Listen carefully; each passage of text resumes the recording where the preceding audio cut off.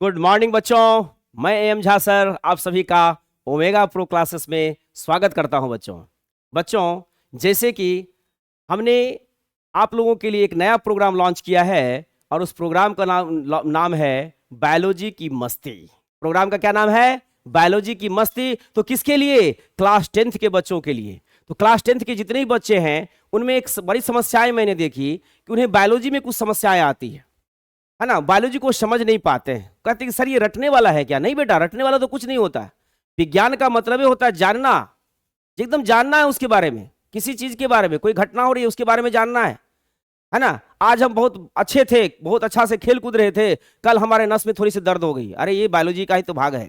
हम खाना खा रहे हैं, जा खा रहा है भाई, ये भी तो बायोलॉजी का भाग है। तो बायोलॉजी भी समझने की चीजें हैं, रटने की चीजें नहीं है, याद करने की चीजें नहीं है। बातें समझ में आ रही है? तो 10th क्लास के लिए ओमेगा प्रो क्लास लेकर के आया है बायोलॉजी। और उस बायोलॉजी में जो पहला चैप्टर है, जो कि आपको एनसीईआरटी के अनुसार चैप्टर 6 से शुरू होता है, उस चैप्टर का जो नाम है लाइफ प्रोसेसेस। क्या नाम है बेटा? Life processes. बच्चों यहां ध्यान से देखेंगे, यहां पर दो तरह की बातें आ रही है। एक बातें आ रही है लाइफ की, दूसरी बातें आ रही हैं प्रोसेस की। तो भाई ये लाइफ क्या है और ये प्रोसेस क्या है, इसको अगर हम समझ जाते हैं तो हमारी लाइफ प्रोसेस का जो इंटेंशन है बायोलॉजी के इस चैप्टर में वो मेरा क्लियर हो जाएगा और 10th में हमारी मस्ती जबरदस्त हो जाएगी, हमारे मार्क्स बहुत ही अच्छे आ जाएंगे। तो बहुत बड़ा मायने रखता है ये। फिजिक्स केमिस्ट्री से ज्यादा संख्या में जो प्रश्न आते हैं वो बायोलॉजी के रहते हैं, उसके मार्क्स भी ज्यादा होते हैं। तो मार्क्स के हिसाब से भी देखें तो बायोलॉजी आपके लिए बहुत ही महत्वपूर्ण हो जाता है। ये रटने का नहीं, समझने का सब्जेक्ट। एम झा सर आपके साथ समझाने की और चलते हैं हम लोग और समझते हैं एक दूसरे को कि कैसे होता है ये लाइफ प्रोसेस के बारे में। ये प्रोसेस क्या होता है, सबसे पहले प्रोसेस देखेंगे, बाद में हम लोग लाइफ देखते हैं। मैंने इसके बारे में बहुत अच्छी डिफाइन किया इस प्रोसेस को कि मतलब कोई भी चीज है ना उसको समझिए। जैसे बायोलॉजी को समझते हैं आप लोग, तो बायोलॉजी क्या होता है? ये सब ग्रीक वर्ड से आया है, बायोस और लॉगोस। कई बार आप लोग पढ़े होंगे, BIO आया है बायोस से, ये है लॉगोस से, लॉजी लॉगोस से। तो बायोस का मतलब होता है लाइफ, लॉगोस का मतलब होता है study. Study of life is the biology. Life का स्टडी है बायोलॉजी है। तो पहले हमको ये तो पता होना चाहिए भाई लाइफ है क्या, लाइफ क्या है, प्रोसेस क्या है। तो सबसे पहले प्रोसेस को देख लेते हैं, फिर हम लाइफ को देखेंगे। प्रोसेस क्या है? मस्ती आ रही होगी आपको। ए सीरीज ऑफ एक्शन, मतलब जितने भी कोई भी कार्य करते हैं, a series of action for a particular purpose, किसी एक पर्पस के लिए आप जो भी काम कर रहे हैं। जैसे आप 10th के एग्जामिनेशन को देंगे, 10th बोर्ड का एग्जाम देंगे आप, और 10th बोर्ड के एग्जाम में आपका पर्पस क्या होगा? ज्यादा से ज्यादा मार्क्स लाना, यही पर्पस होता है। और क्या, पढ़ाई का और कोई दूसरा पर्पस नहीं होता है। ज्यादा से ज्यादा मार्क्स लाना, ज्यादा जानकारियां एकत्रित करना, ज्यादा नॉलेज बढ़ा के रखना, यही तो है। और क्या है? बात समझ में आ रही है कि नहीं आ रही है? क्लियर है ना? तो ध्यान से देखेंगे बच्चों, मैंने लिखा a series of action for a particular purpose. तो वो 10th वाले बोर्ड एग्जामिनेशन में जो आप मैक्सिमम मार्क्स के लिए का प्रत्येक दिन काम करते हैं, सर से सहायता लेते हैं, किसी बुक की सहायता लेते हैं, बहुत सारे काम को करते हैं। तो जितने भी वर्क आप कर रहे हैं, क्वेश्चन बनाना, क्वेश्चन का आंसर लिखना, क्वेश्चन के बारे में जानना, ये जो भी चीजें कर, लिखने का तरीका क्या हो, कितनी सटीक आंसर दें, ये सभी आपने एक्शन है। ये सब आपका क्या करने के लिए पर्पस क्या है? मार्क्स को प्राप्त करना। उसी तरह से प्रोसेस का मतलब होता है किसी भी एक पर्टिकुलर पर्पस के लिए, कोई भी जो उद्देश्य है, उद्देश्य को पूरा करने के लिए जितने भी हम लोग एक्शन लेते हैं, जितने भी एक्शन होता है, जितने भी कार्य हमारे होते हैं, उन कार्यों का जो संग्रह है, जो सीरीज है, वही है प्रोसेस। क्लियर है? अब आती है बात लाइफ की। ये लाइफ क्या होता है बच्चों, इसके बारे में देखते हैं। भाई ये लाइफ क्या है? इस लाइफ को मैंने बहुत ही अच्छी ढंग से, बेहतरीन ढंग से, आप बुक में पढ़े होंगे लेकिन उससे कुछ जुदा जुदा मिलेगा आपको। क्लियर है ना? वो जुदा क्या है उसको देखते हैं। A process of self organisation. Self organisation का मतलब क्या हो गया? खुद का संगठन, खुद का development and adaptation with in a physical system.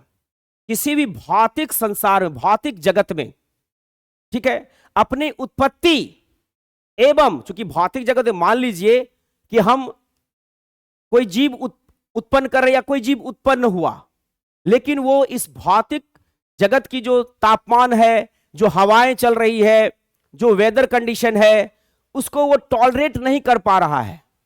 तो क्या वह अपने आप को उस भौतिक जगत में रख पाएगा, अपनी अस्थायित्व को प्राप्त कर पाएगा? नहीं कर पाएगा। जैसे बच्चों बहुत सारे एनिमल्स ऐसे हैं जो डिस्टिंक्ट हो गए, विलुप्त हो गए। आपने डायनासोर का नाम सुना होगा। क्यों डायनासोर विलुप्त हो गए? क्या उन्होंने कोई एक्शन नहीं लिया होगा? बहुत सारा एक्शन किया होगा अपने आप को सरवाइव करवाने के लिए, लेकिन धीरे धीरे जो वेदर कंडीशन था, जो क्लाइमेट का कंडीशन था, ये सारे चेंज हुए और उनके अनुकूल नहीं हो पाए, इसीलिए वो उसमें एडेप्ट नहीं कर पाए, अपने अनुकूलता को नहीं दर्शा सके, अपनी एग्जिस्टेंस को साबित नहीं कर सके। एक छोटा सा एग्जांपल, कोई प्रतियोगिता परीक्षा होता है, लाखों विद्यार्थी भाग लेते हैं, लेकिन उसमें से वही उत्तीर्ण होता है, वही सफल होता है, उसी की रिजल्ट आती है जो कि बहुत ही मजबूती से सारे प्रश्न का जवाब दे करके खड़े रहते हैं। बस वही तो है अनुकूलता, एडेप्टेशन। जितने भी भौतिक आपको चेंजेस, क्लाइमेटिक जो भी चेंजेस आ रहे हैं, उसमें भी अपने आप को सहजता से उसको भी हम लोग टॉलरेट कर लिए, उसको भी सहन कर लिए, हमारी सहनशीलता ज्यादा हो गई, हम एडेप्ट हो गए। एडेप्ट अगर कर गए तो हम वहां सरवाइव कर जाते हैं, सरवाइव कर जाते हैं तो मेरी उपस्थिति, मेरी एग्जिस्टेंस वहां पर कायम हो जाती है। तो life a process of self organisation and adaptation within a physical system, मतलब किसी भी भौतिक सिस्टम के अंतर्गत खुद को एडेप्ट कर लेना। खुद को क्या कर लेना? खुद को एडेप्ट कर लेना। खुद को क्या कर लेना? खुद को एडेप्ट कर लेना। खुद को एडेप्ट कर लेना। समझ में आ रहा है कि नहीं आ रहा है? खुद को एडेप्ट कर लेना और खुद के ऑर्गेनाइजेशन, मतलब खुद का डेवलपमेंट करवा लेना उस भौतिक जगत के अंतर्गत, यही तो लाइफ है। अब बात है कि इस लाइफ को पूरा करने के लिए कुछ प्रोसेस करते हैं। क्या प्रोसेस करते हैं? जैसे हमको जिंदा रहना है, अगर आदमी खाना उना नहीं खाएगा जिंदा रहेगा क्या? अरे भोजन की बात आ गई भैया, इसका मतलब पहला तो भोजने होगा इससे संबंधित लाइफ प्रोसेस में। अब भोजन के क्या होगा, भोजन से संबंधित बातें क्या होगी, उसको भी देखते हैं। तो लाइफ प्रोसेस आपको समझ में आ गई। इसमें सबसे पहले लाइफ प्रोसेस को देखिए, यहां पर मैंने डिफाइन कर दिया। पहले तो लाइफ को डिफाइन किया, उसके बाद प्रोसेस को। अब दोनों को कंबाइंड करके लाइफ प्रोसेस को हम डिफाइन कर रहे हैं, उसको परिभाषित कर रहे हैं। होता क्या है? The essential activities that living organisms perform to maintain their existence and sustain life, मतलब कि द एसेंशियल एक्टिविटीज, जितने भी आवश्यक कार्य होंगे, दैट लिविंग ऑर्गेनिजम्स, जो भी जीव जंतु हैं, परफॉर्म मतलब उसको करेंगे, टू मेंटेन देयर एग्जिस्टेंस, अपने एग्जिस्टेंस को, अपने अस्तित्व को, है ना, बचाने के लिए, अपनी मौजूदगी को दर्शाने के लिए, जो भी ऑर्गेनिज्म, जो भी जीव जंतु जितने भी आवश्यक कार्य करते हैं, उसी को हम लोग लाइफ प्रोसेस कहते हैं। जैसे हमें जिंदा रहना है, अगर भैया हमें जिंदा रहना है तो हमें सबसे पहला चीज है कि जिंदा रहने के लिए ऊर्जा की आवश्यकता होगी। ऊर्जा कहां से मिलेगी? ऊर्जा मिलेगी भोजन से, फूड से। कहां से मिलेगी? फूड से मिलेगी। क्लियर है ना? भोजन से मिलेगी, क्योंकि जब हम भोजन आएगा, क्योंकि आपको सभी को पता है कि पूरे ब्रह्मांड में जो प्राइमरी सोर्स है एनर्जी का, वो क्या है? सन है। सन तो हमारे शरीर पर सन की तो किरणें आती हैं, सन की लाइटें आती हैं, तो क्या उससे हमें ऊर्जा प्राप्त हो जाती है? नहीं भाई। उस प्राइमरी जो सोर्स ऑफ एनर्जी है, उसको सबसे पहले कंज्यूम करने वाले जो प्राइमरी कंज्यूमर होते हैं, वो आपके पेड़ पौधे होते हैं। जैसे धान की खेत होती है, गेहूं की खेत होती है, सब्जियां की खेतियां होती है, फलों की खेतियां होती है। तो ये सभी जो फल हैं, फूल हैं, अनाज हैं, जो भी फूड हैं, ग्रेन्स हैं, फ्रूट्स हैं, ये सभी क्या करते हैं? सन के एनर्जी को, ऊर्जा को सबसे पहले एब्जॉर्ब कर लेते हैं। और जब उस ऊर्जा को एब्जॉर्ब करते हैं, तब वो ऊर्जा हमें प्राप्त होती है। कैसे भाई? कैसे प्राप्त हो जाएगी? जब तक खाएंगे नहीं तब तक प्राप्त हो जाएगी, खाएंगे तब ना प्राप्त होगी। बातें समझ में आ रही है कि नहीं आ रही है? तो जब हम उस फ्रूट्स को, उस वेजिटेबल्स को, ग्रेन्स को इनटेक करते हैं, खाते हैं, तो उससे हमको ऊर्जा प्राप्त होती है। मतलब एक बहुत महत्वपूर्ण पॉइंट हो गया कि लाइफ प्रोसेस के लिए सबसे पहला काम होता है एनर्जी का कलेक्शन। एनर्जी का कलेक्शन मतलब ऊर्जा का संग्रह करना। ऊर्जा का संग्रह कैसे किया आदमी?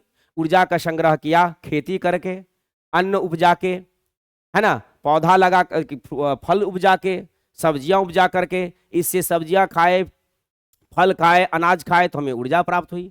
अब उसी ऊर्जा से क्या होता है, मेरे बॉडी का जो है सो ऑर्गेनाइजेशन होता है, इसका वृद्धि होता है, इसका ग्रोथ होता है, इसका डेवलपमेंट होता है। क्योंकि जब हम बच्चे थे तो बहुत छोटे थे, धीरे धीरे हमारी हड्डियां बड़ी बड़ी होते गई, मसल्स मजबूत होते गए, हम युवा होते गए।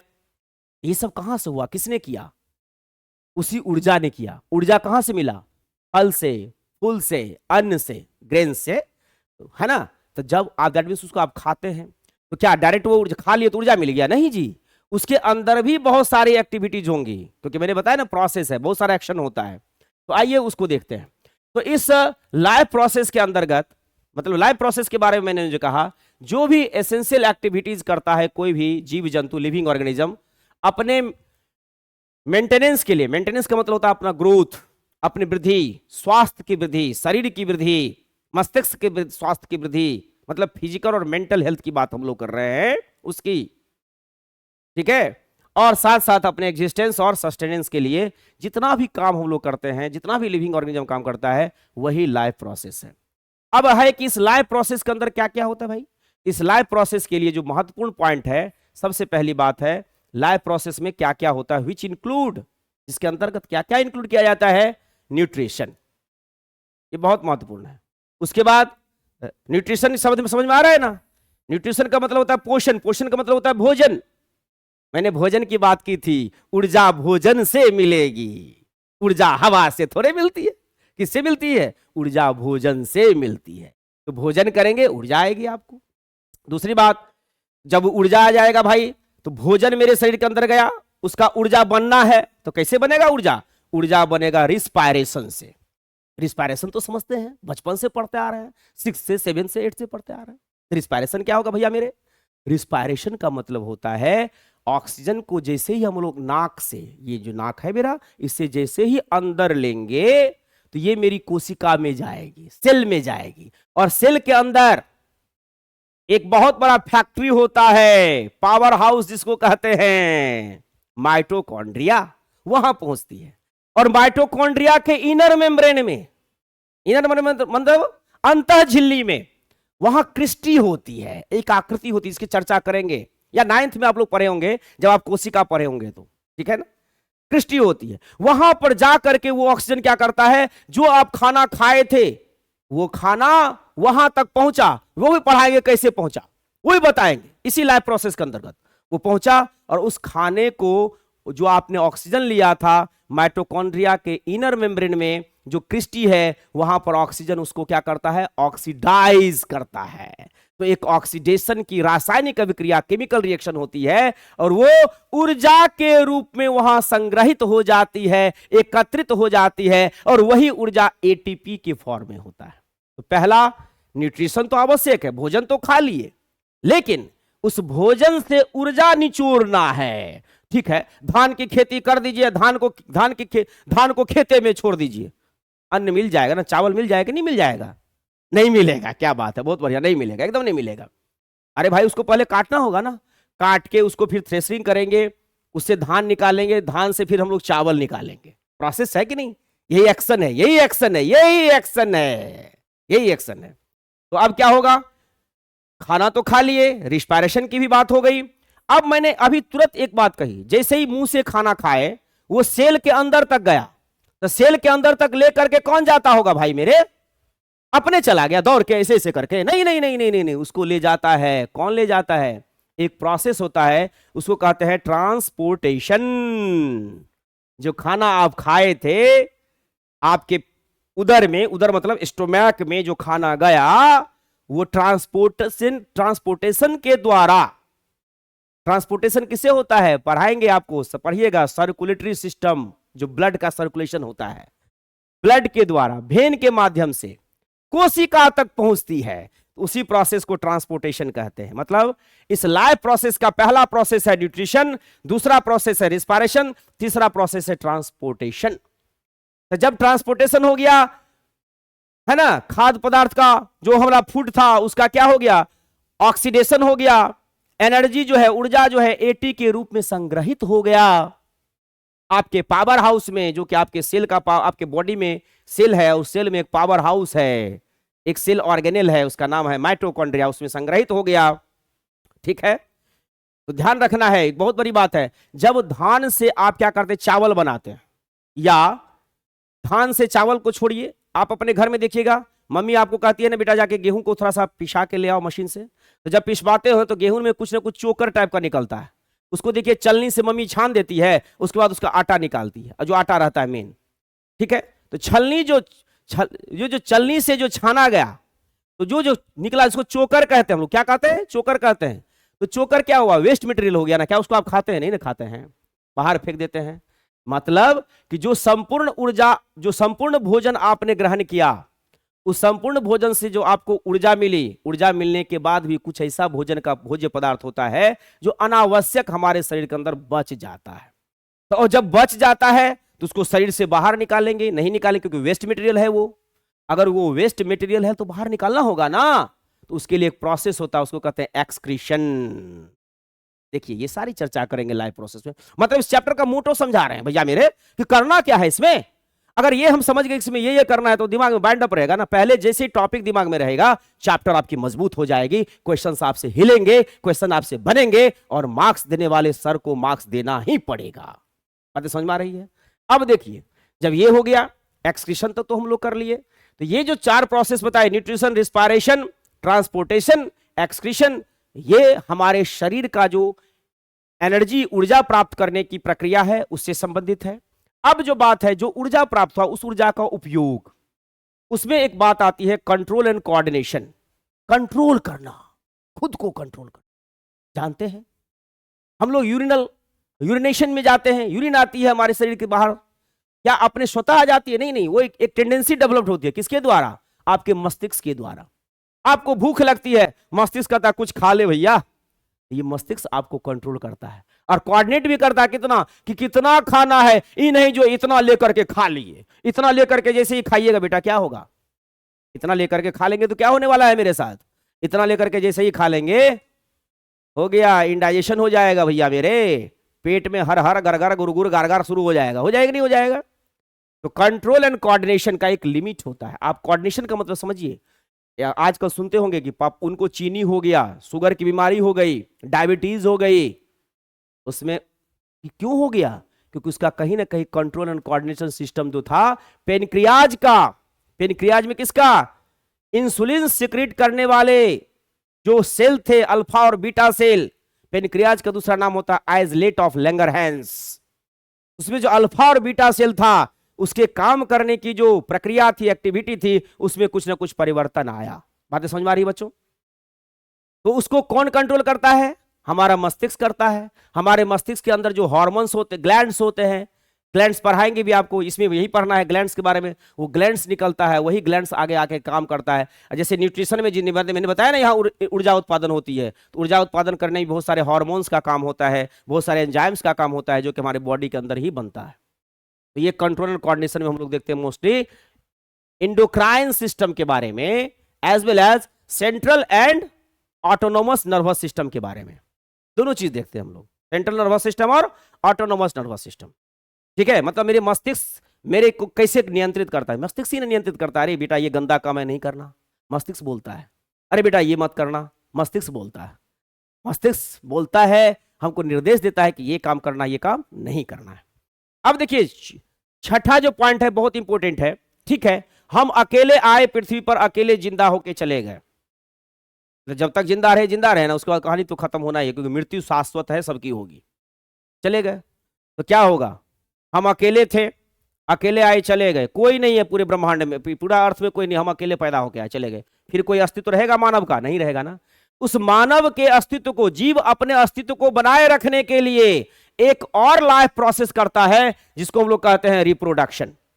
ये रिप्रोडक्शन करता है, ये रिप्रोडक्शन का प्रोसेस होता है, जो कि बताता है कि ये जीव, इस जाति, इस स्पेसीज का जीव जो है सो इस पृथ्वी पर सस्टेन कर रहा है, इस पृथ्वी पर एग्जिस्ट कर रहा है। अगर ये चीज नहीं होगा, रिप्रोडक्शन की प्रोसेस नहीं होगी, तो एक स्पेसीज ही खत्म हो जाएगा। अगर मानव रिप्रोडक्शन नहीं करे तो मानव का जो स्पेसीज है वो खत्म हो जाएगा। अगर आपको एनिमल रिप्रोडक्शन नहीं करे तो एनिमल का जो स्पीसीज है वो खत्म हो जाएगा। और आप सभी जानते हैं कि सबका इस ब्रह्मांड में एक दूसरे के साथ संयोजन बना हुआ है, सब एक दूसरे पर निर्भर है। अगर गाय नहीं रहेगी तो दूध नहीं मिलेगा, हमें दूध नहीं मिलेगी तो बहुत सारी जो हमारे पोषक तत्व है वो हमको प्राप्त नहीं होगी। अगर फल की खेतियां नहीं होगी, सब्जी की खेतियां नहीं होगी, देखते हैं ना, एक ठो बीज लगाते हैं, उससे एक ठो पौधा निकलता है, उस पौधा से बहुत सारा जो है सो फ्रूट्स निकलता है, फल निकलता है ना, और उस फल में इतना बीज रहता है, उससे भी और ज्यादा फ्रूट्स पौधा बनता है, उससे भी और ज्यादा फ्रूट्स निकलते रहता है। तो यही तो रिप्रोडक्शन है। क्लियर है ना? तो दैट मीन्स कि लाइफ प्रोसेस का एक बहुत ही महत्वपूर्ण भाग भी है आपका कंट्रोल एंड कोऑर्डिनेशन के बाद आपका ये छठा जो है यह है रिप्रोडक्शन, जो कि बहुत ही महत्वपूर्ण है।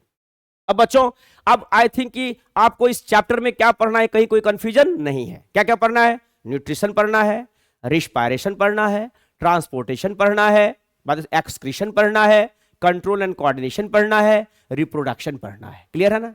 ये सारी चीजें एक जीव को इस फिजिकल वर्ल्ड में, इस भौतिक संसार में एग्जिस्ट करने के लिए, हमेशा खुद को बनाए रखने के लिए इतना काम करना पड़ेगा। और ये जो एक्शंस आप कर रहे हैं, क्या करने के लिए? खुद की मौजूदगी को साबित करने के लिए कि हम मौजूद हैं, हम एक्सटिंक्ट नहीं हुए हैं। उसके लिए इतनी एक्टिविटीज, इतने एक्शंस आपको करने होते हैं। अब आगे देखते बेटा, इसमें पहला जो टॉपिक है आपका, हम न्यूट्रिशन से, जो पहला पॉइंट था मेरा, न्यूट्रिशन से शुरू कर रहे हैं। लाइफ प्रोसेस का जो पहला एक्शन है, पहला एक्शन क्या है? न्यूट्रिशन है। तो ये न्यूट्रिशन क्या होता है? न्यूट्रिशन को हिंदी में कहा जाता है पोषण। पोषण का मतलब होता है भोजन। क्या करना भाई? भोजन के बारे में देखते हैं। The process by which an organism obtains and utilise food for nourishment, growth and overall health. मतलब समझ में आ गया ना? जो शुरू में कहते वही बात आ गई कि नहीं आ गई? मतलब क्या हुआ इसका कि वे वह लाइफ प्रोसेस, वह प्रोसेस जिसके द्वारा कोई ऑर्गेनिज्म प्राप्त करता है, क्या प्राप्त करता है भाई? भोजन प्राप्त करता है, भोजन का उपयोग करता है। किसके? भोजन को प्राप्त करता है और उसका उपयोग करता है। क्या करने के लिए? खुद का नॉरिशमेंट। नॉरिशमेंट का मतलब खुद का पोषण करने के लिए, खुद को जीवित रखने के लिए, खुद के ग्रोथ को करने के लिए, और क्या करने के लिए? ओवरऑल जो है अपने हेल्थ को, अपने स्वास्थ्य को मजबूत बनाए रखने के लिए। जो हम भोजन लेते हैं और उसका जो यूज करते हैं अपना पोषण करने के लिए, अपने ग्रोथ के लिए, अपने हेल्थ को, अपने स्वास्थ्य को बनाए रखने के लिए, वही प्रोसेस कहलाता है न्यूट्रिशन। अब न्यूट्रिशन के अंतर्गत जो है कुछ स्टेप्स कुछ स्टेप्स इन्वॉल्व होते हैं, वो स्टेप्स देखेंगे। इट इन्वॉल्व्स, क्या स्टेप्स इन्वॉल्व होता है बेटा? इनटेक। इनटेक को कहते हैं इंजेशन। जैसे मम्मी खाना परोस के थाली में रखी, ठीक है, आप उसको हाथ से उठा करके अपने माउथ के अंदर ले लिए, माउथ में च्यूइंग करने के बाद, चबाने के बाद स्टोमैक तक पहुंचा दिए, तो ये कहलाएगा इनटेक या इजेशन। बातें समझ में आ गई? दूसरा है डाइजेशन। अब आपका डाइजेशन का प्रोसेस, जो कि आपके सलाइवरी ग्लैंड से ही शुरू हो जाता है, यहीं से सलाइवा मिलना शुरू होता है सलाइवरी ग्लैंड से, और ये धीरे धीरे ओसोफेगस होते हुए आपके स्टोमैक में जाता है, और स्टोमैक से इसका डाइजेशन शुरू हो जाता है। उसके बाद होता है एब्जॉर्प्शन। ये जो एब्जॉर्प्शन की प्रक्रिया है, ये आपके लार्ज इंटेस्टाइन में शुरू हो जाती है। उसके बाद मेटाबॉलिज्म, और वही लार्ज इंटेस्टाइन से चला जाता है कहां पर? आपको स्मॉल लार्ज इंटेस्टाइन में ही आपको वहां पर मेटाबॉलिज्म की प्रोसेस को एसिमिलेशन भी कहते हैं। मेटाबॉलिज्म का मतलब होता है अब उस फूड को बॉडी के अलग अलग भागों में पहुंचा करके उसको ऑक्सीकृत कर देना, ऑक्सीडाइज कर देना। उसके बाद मैंने कहा था, देखे नहीं थे, इजेशन, या इसको कहते हैं डिस्चार्ज, या लेट ऑफ, या आउटलेट। अब क्या होता है, बहुत सारे भोज्य पदार्थ शरीर के अंदर मेटाबॉलिज्म होने के बाद, मतलब ऑक्सीडेशन होने के बाद, एनर्जी के रूप में तो परिवर्तित हो जाते हैं। जैसे गन्ना का जूस देखे हो कैसे निकलता है? गन्ना का एक डंटा लेते हैं और जूसर मशीन में ऐसे करके डालता है, वो रस तो निचोड़ लिया, उसके बाद उससे जो बचा हुआ मटेरियल है वो वेस्ट मटेरियल है कि नहीं है? काम किसका था? रस का। तो जैसे ही हम भोजन करते हैं तो भोजन में किसका काम है? क्या उत्पत्ति करना? ATP, adenosine triphosphate, ATP, A for adenosine, T for try, P for phosphate, adenosine triphosphate. बताएंगे भी आगे, टेंशन नहीं लेने का, इस तो लिखना ही है हम लोगों को, आगे पढ़ते भी जाएंगे। तो वो तो बन गया ऑक्सीकरण के बाद। तो उसके बाद जो बचा भोजन, वेस्ट मटेरियल, उसको शरीर से बाहर निकालना बहुत जरूरी होता है। इसी को हम लोग इजेशन कहते हैं, डिस्चार्ज कहते हैं, लेट ऑफ कहते हैं, आउटलेट कहते हैं। क्लियर हो गई बात है? तो न्यूट्रिशन में आपको मुख्यतः ये 5 चीजें देखेंगे और यही हमारा चैप्टर शुरू होगा बेटा। इसी में हम आपको बताएंगे कि जो आपका एलिमेंट्री कैनाल है, जो आपका डाइजेस्टिव सिस्टम है, वो कैसे काम करता है, और डाइजेस्टिव सिस्टम में आप लोग न्यूट्रिशन का प्रोसेस, पोषण का प्रोसेस कैसे कंप्लीट करते हैं। आज भर के लिए इतना ही। सारे बच्चों को ओमेगा प्रो क्लासेस की ओर से मैं AM झा फिर से धन्यवाद देता हूं। Thank you so much.